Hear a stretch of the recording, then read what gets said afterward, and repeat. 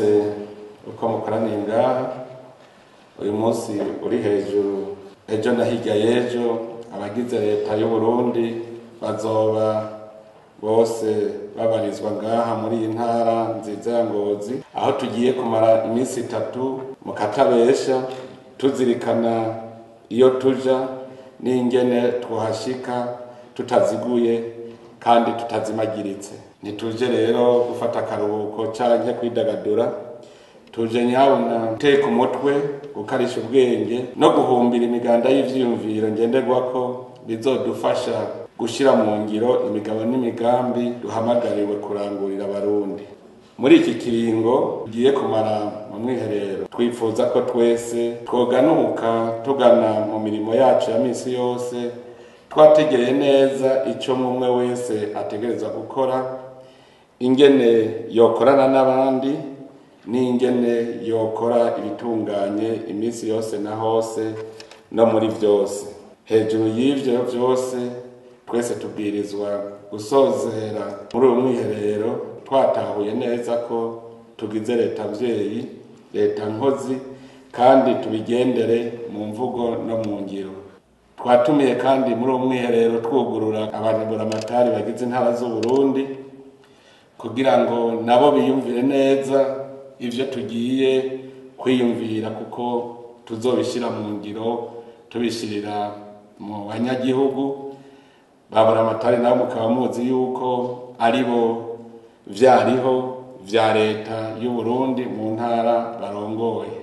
Murazi ko ataco leta ikora itagikoreye mu ntara, mu makomine, mu mazone, ku mitumba ndetse no mu bucimbiri.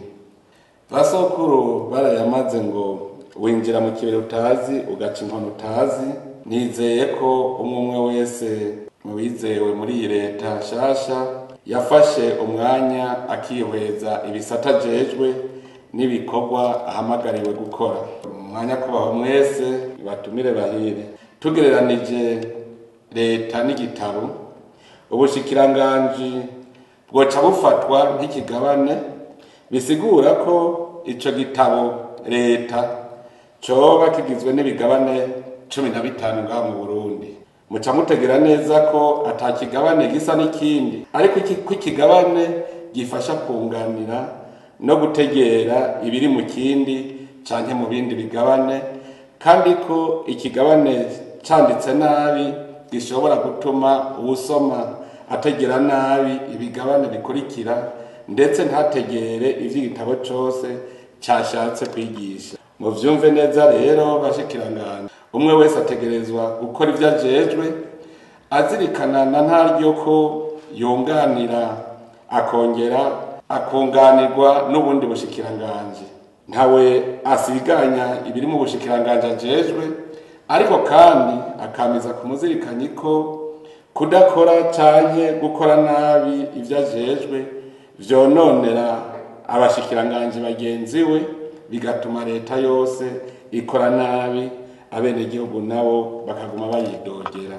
Ico twotegera ngaha nuko nkuko ingingo ya 15 y'ibwirizwa nshingiro ibitegekanya, leta mu bikorwa vyayo ishimikirana ntaryo kwishaka ry'abenegihugu, nibo bayigenzura kandi ikubahiriza ukwishira no kwizana hamwe n'uburenganzira bwabo. Ingingo ya 16 nayo igacivuga ko ingingo leta ifata n'ibikorwa ikora bitegerezwa kuba inyishu ya beshi bashoboka.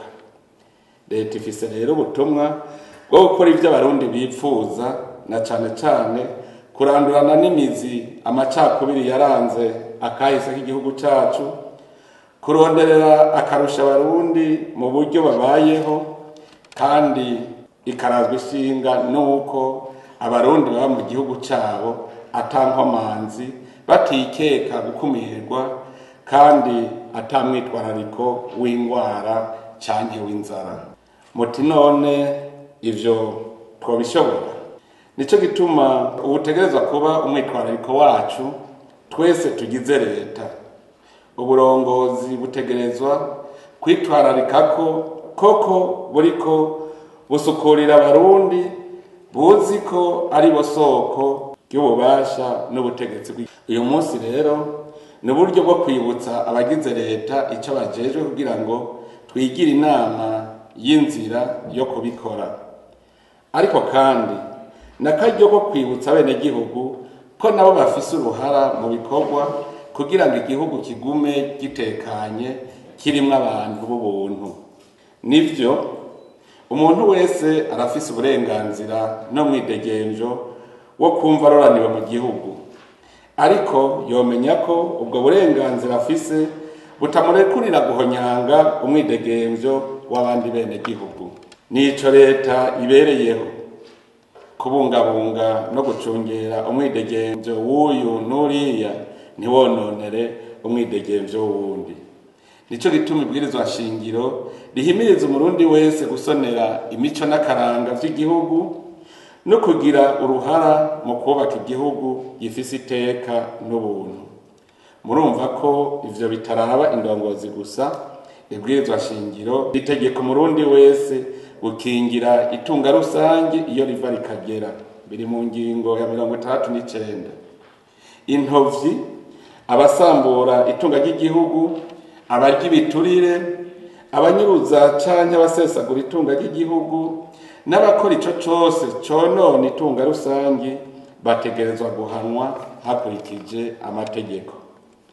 Leta rero iriho kugira ngo yubahirize amabwirizwa y'igihugu, ikingire abenegihugu, yongere ihane abahonyanza agateka k'abenegihugu n'igihugu ndetse n'abonona itunga rusange. Ngiyo rero leta mvyeyi ije gukorera abenegihugu.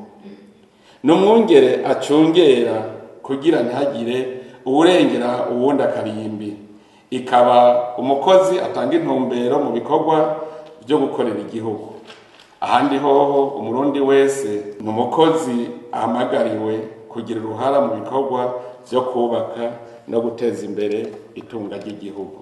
Leta rero yaje mu mwiherero kugira ngo itunganye ikijejwe, itunganye icyo ubushikiranganje bwose bugiye gukora, ndetse turabire hamwe ingene abenegihugu nabo buca babashira ku kivi. Banyakubahwa, ni ngombwa ko igihe nk'iki twibutsanya ico tujejwe kuko dutanguye isemo nshasha mu kubaka igihugu. Mu bisanzwe iyo ushitse mu mabanga, icambere wiyumvira uvuga uti ndahinjiye hasuku, nzohasohoka hasa gute. Utegerezwa kuhasiga izina, bakazoronka ico bakwibukirako kandi ciza. Umukuru w'igihugu cyangwa umushikiranganje wa mbere ntibokwiragira mu bisata vyose, mu bihugu vyose no mu ntara zose mu mwanya umwe ngo babishobore. Umushikiranganje ni wajeje gushira mu ngiro imigambi ya leta mu gisata jejwe. Integuro y'imigambi y'iterambere umushikiranganje ashira mu ngiro siyo yikurira mu mutwe, ni imigambi n'imigabo izwi nk'umugambi w'igihugu ujejwe iterambere canke imigambi yitorewe n'abenegihugu. Umushikiranganje ni mboneza akaba n'indongozi mu bisata jejwe. Imboneza ibanza kubibona neza ivyishinzwe, hanyuma ikabera urumuri n'icitegererezo abandi mu vyiyumviro, mu mvugo no mu ngiro. Ni ndongozi kuko abwirizwa kuja imbere abandi akabigisha, abereka akarorero, kuko na kare nta utanga ico adafise kandi nta ukama amata mu matako y'igihori. Nico gituma abwirizwa kuba uwa mbere asigura neza ivy'igisata ciwe mu Burundi no mu makungu. Umushikiranganje ni umuvugizi wa leta mu gisata jejwe. Ahariho hose na cane cane iyo ageze mu makungu, naho hasanzwe hariho umuvugizi w'ubushikiranganje, umunwa ni gwiwe ariko ijambo ni umushikiranganje. Umushikiranganje niwe wa mbere abwirizwa guhagararira inyungu za leta mu vyashinzwe, yama yitwararika ko ivyo avuze ari leta ibi bivuze. Ashikirije aho ahagaze ni leta iba yerekanye aho ihagaze ku kibazo iki canke kiriya. Umushikiranganje ni umuserukizi w'Uburundi mu makungu. mu bikorwa vy'ubushikiranganji harimo no guserukira igihugu mu makungu mu gisata jejwe. Yifashe neza canke ahagarariye neza inyungu z'igihugu, amakungu niho ahera mu kubaha Uburundi. Umushikiranganji rero ategerezwa kuba afise umutima wo gukunda no gukundisha igihugu, kuko umushikiranganji ari we atanguye kuba akarorero kabi amakungu yose acabona ari ko igihugu kimeze. Umushikiranganji ni umujenama, si umucamanza. Ni umujenama w'umukuru w'igihugu mu gisata jejwe, akaba kandi umuhanuzi w'abanyagihugu mu migambi y'iterambere. Kugira ngo ashobore guhanura neza, abanza kumviriza neza. Abantu benshi barabuze ingabirano yo kumviriza, bikabagora kwihanganira ivyiyumviro bidatonze uko bavyipfuza. Nico gituma umushikiranganji ahamagarirwa kumviriza kugira ngo ashobore guhanura neza ivyo abenegihugu bokora. Umushikiranganji ni umuhuzabikorwa, akaba n'umworoshabiyago mu bushikiranganji. Umuhuzabikorwa ni umuntu ari kw'isonga ry'igisata, azi neza ibice bito bito vyose vy'igisata jejwe, ashobora gutanga umuco ku migambi iriko irarangurwa afatiye kuvyo abona hirya no hino mu gisata jejwe. Bubahwa mwese batumire bahire, muri iyi myaka 15 iheze hari vyinshi twafatirako mu gutunganya ibigiye gukorwa muri iyi myaka 7 iri imbere ya vyose. Niragira dukesha imboneza yacu Nyanicyubahiro Petero Nkurunziza yatweretse ko bishoboka ko Burundi bubaho imyaka 5 yose butazerinze. Ivyo navyo bishoboka kubera ubwira n'ubukerebutsi leta ibikoranye. Kugira ngo amikoro yacu yisununure kurusha, nuko ubwa mbere tumenya kubungabunga itunga dufise, amahera yinjiye mu kigega ntasesagurwe mu bitagira inyungu rusangi, kandi amahera ari kwinjira mu kigega ntace ku ruhande. Nuko dukorana umwete mu gufasha abenegihugu kurangura imirimo yabo atawe twatsi giturire. Gutyo niho tuzoba turanguye ingingo zose zigenga intwaro ibereye. Muri kahise vyaragaragaye ko indongozi zitari nke baguma basaba leta ngo duhe igitoro, duhe imiduga, duhe imishahara, duhe ibi na biriya. Ntihagire n'umwe yibuka ko ivyo vyose ari bajejwe kubirondera. Igikorwa ca mbere ca leta no gushira abanyagihugu ku givi kugira ngo bagwize umwimbu, bashobore hanyuma batange amakori n'amatagisi. Ayo makori n'amatagisi navyo bigatuma leta yorohereza abo benegihugu mu bikorwa bakeneye kuri leta. Nico gituma mu vyo tuzokwiga muri uwo mwiherero ari ubuhinga bwo gukora nk'intwazangabo kugira turongora abenegihugu ku rugamba rwo kurwanya ubukene, gutyo umwimbo mu bisata vyose ugwizwe incuro nka 3, bishobotse mbere nka 5. Ivyo navyo ntivyoshoboka mu gihe abarundi twese n'abagize iyi leta tutogira ubumwe, tugashira hamwe, tugakorera mu runani nka kurya kw'ingingo zigize umubiri umwe, canke inzuki zidaha amashurwe atandukanye zijana mu muzingo umwe. Ubumwe dushaka ko buranga abarundi n'iyi leta ni ubumwe bw'umubiri umwe, umubiri muzima kandi widegemvya. Kukaba nkako mu gihugu hategerezwa kuba umutwe ukurikirana ibikorwa mu gihugu cose, iyo nayo ni leta. Hategerezwa kandi kuba abakozi bakora ibiboneka bakagwiza umwimbu. Abo nabo baramaze kwisuganya n'amakoperative n'ayandi mashirahamwe, n'abenegihugu bakorera mu muryango iwabo. Ibikorwa bakora ni ngirakamaro kuri bose, nico gituma umwe wese afise ico ajejwe, ariko twese tukaba amagiriranire. Nico gituma tutibagira uburyo bwo guhanahana amakuru butuma ikibaye mu mpande zose z'igihugu kimenyekana ku rwego rw'umukuru w'igihugu, nka kurya igikoze ku mubiri cyose gica kimenyekana mu bwonko bw'umuntu. Abarundi bashoboye gukorera mu runani ni ubumwe nk'uko baba bagize umubiri umwe, nta macakubiri asubira kuvugwa ngaha mu Burundi.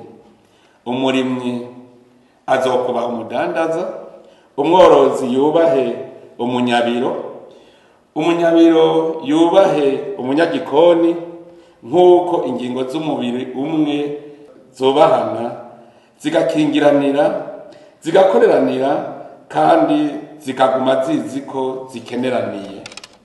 Imbere yo gusozera, nashaka kumenyesha abarundi bose ko uyu mwiherero bawurindira ko vyinshi, ariko bakaguma biteguye kuko tuje gutegura ibikorwa.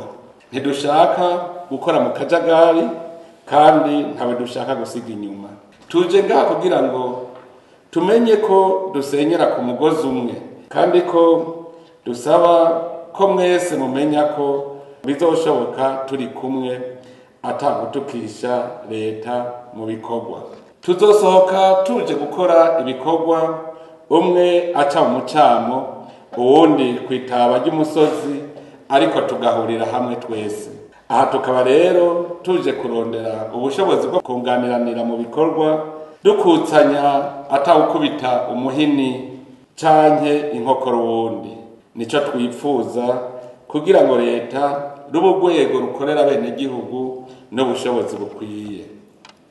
Muri uyu mwiherero tuzokwibanda cyane cyane ku bibazo nkoramutima dushaka gutorera umuti, ari byo vyibi: gutunganya neza ibisata vya leta n'imigambi mikuru mikuru bigiye kurangurwa kugira ngo bikore vyisunga ivyifuzo vya bene gihugu; gukorera mu runani rw'abagize leta kugira ngo dutsimbataze intwari ibereye ituma umwene gihugu wese yumva ko koko leta ari umuvyeyi atunganiriza bene gihugu mu kubakingira mu babo no mu vyabo; kwiga ingingo zose zofatwa kugira ngo dukingire iteka ritekane ry'igihugu n'imigenderanire twogirana n'ibindi bihugu vyaba ivyo mu karere canke vya kure; gutunganya neza itunga rusange kugira ikoreshwe neza ku neza ya bose; kwiga uburyo bwiza bwo kugwiza umwimbu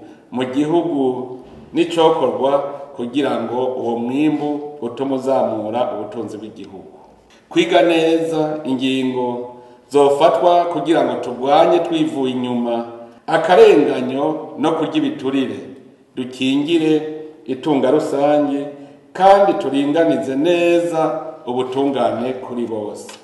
Muri ivyo vyigwa hariho ibibazo twifuza kuzotorera inyishu ibereye, bikaba ari ibi: ikibazo c'ibiturire no kubungabunga itunga ry'igihugu, ikibazo cyo gutahukana impunzi z'abarundi, kubasubiza mu zabo no gukurikirana ubuzima bw'abarundi bari mu bindi bihugu, ikibazo c'urwaruka rwahejeje amashure ariko rutararonka ico rukora, ikibazo c'inyigisho mu mashuri twerekeza kazoza keza k'urwaruka no mu iterambere, ikibazo c'abakukuruke bakoreye leta haba mu kuvugwa canke mu mahera y'imperekeza yo kubaho ugeze mu zabukuru, ikibazo c'ingurane y'amabanki leta yategekanije kugira bene gihugu biteza imbere, ikibazo c'ibikorwa vya leta n'itangwa ry'amasoko ya leta mu ntumbero yo kuzamura itunga ry'igihugu, ikibazo c'itunganywa ry'ibibanza vy'iratiro n'inkengera z'ikiyaga Tanganyika, ikibazo c'itunganywa ry'amatongo ya leta n'iyubakwa ry'ibisagara, ikibazo cyo gukwegakwega abagwizatunga bo hanze no gutunganya ikibanza c'isoko rusangi, ikibazo cyo kugwanya impanuka no gukingira ibidukikije mu buryo buteza imbere igihugu, ikibazo cyo kugwanya kudahana no gukingira agateka kazina muntu, ivyo bibazo turifuza yuko tuzova ngaha tubitoreye inyishu, kuko nivyo abenegihugu benshi babaza aho uciye hose. None rero leta iri ngaha kugira ngo ibitorere inyishu, kandi inyishu ibereye, nico catuzanye.